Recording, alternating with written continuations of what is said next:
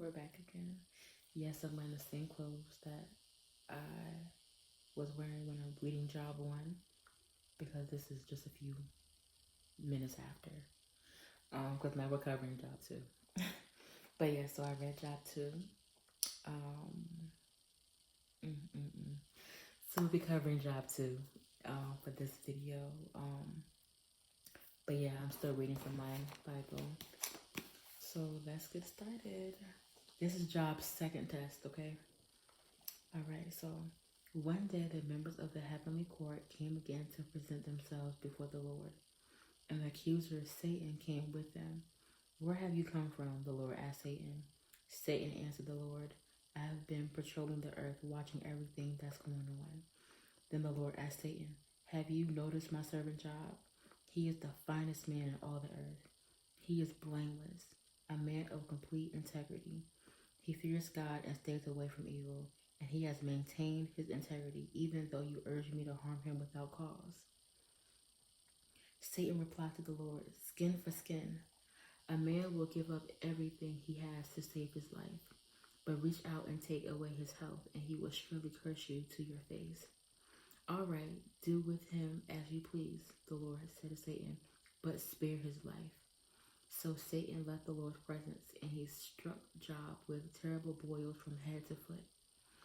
Job scraped his skin with a piece of broken pottery as he sat among the ashes. His wife said to him, are you still trying to maintain your integrity? Curse God and die. But Job replied, you talk like a foolish woman. Should we accept only good things from the hand of God and never anything bad? So in all this, Job said nothing wrong. When 3 of Job's friends heard of the tragedy he had suffered, they got together and traveled from their homes to comfort and console him. Their names were, I'm not going to say these right, Epazaz the Terminite, Bildad the Shuthite, and Zupar the Naamanite. When they saw Job from a distance, they scarcely recognized him. Wailing loudly, they tore their clothes and threw dust into the air over their heads to show their grief. Then they sat on the ground with him for 7 days and nights, and no one said a word to Job, for they saw that his suffering was too great for words. That's Job 2, honey. Okay, so with this, Satan came back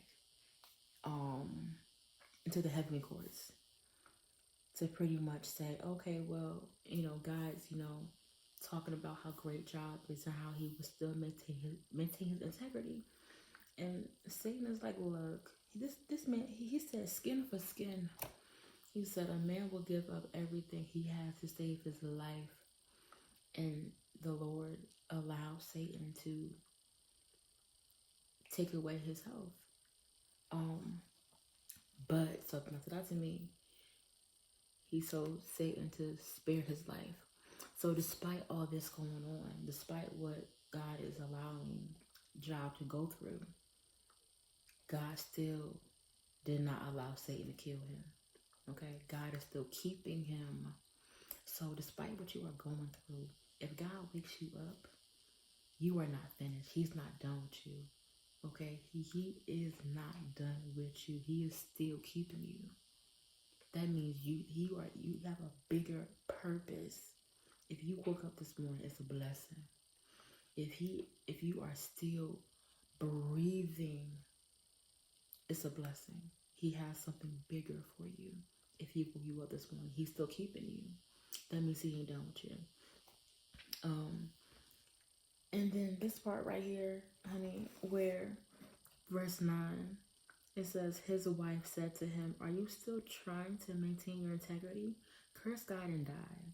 Beside that, I wrote, what? With a question mark, like, huh? Because that's Satan speaking through her. And then I said, for that, I had like a sticky note. I said, be careful who you take advice from. Like, whether it's your spouse, your family, your friends, your co-workers, whoever. Be careful who you take advice from. Because if he would have cursed God and died, where do you think he going? And it's just like, Look at the fruits that that the people around you yield, because like that is not of God to say something like that, you know? So you got to be mindful because people have different spirits within them. And if he would have listened to his wife, who is supposed to like be supportive in God herself. So, but I guess because you know she's seen him suffering, but curse God and die. But I think it's interesting because she said curse God and die, because if he did curse God, he probably would have died. Um, God probably would have allowed Satan to take him. That's just my like my 2 cents, maybe, I don't know. But being that he is blameless and he has his integrity, this is only chapter 2. I have not gotten. We got 40. We have a lot more to go through, but we got 40 more. But from what I see so far, you know, he, despite everything going, him losing everything, and then him getting sick physically, he still kept and maintained his integrity. He said nothing wrong in the eyes of God. And then what I also like too, with this part, verses 11 through 13, it talks about Job's 3 friends who came to check on him. They heard about his suffering, what he got going on, how he's lost all this stuff, all his things, and how now he's sick. You know, his body is like, felt like it's failing him. They come and check on him and they sit with him and they don't say a word.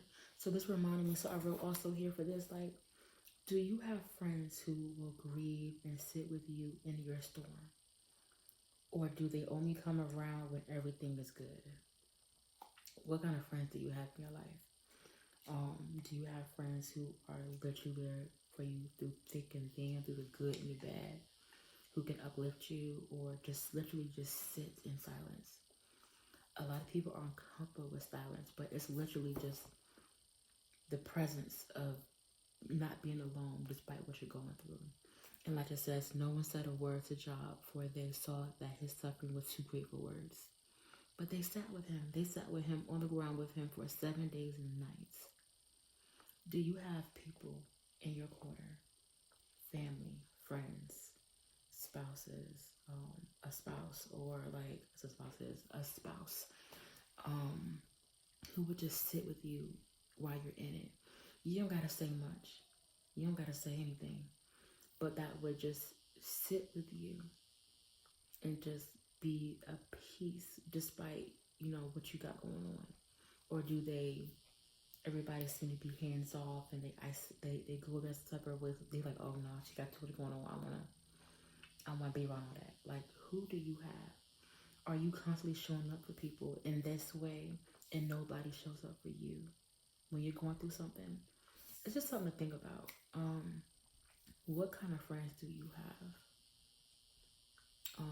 But yeah, so that's Job 2, y'all. It's good so far. I am really enjoying reading the Bible. It's so interesting.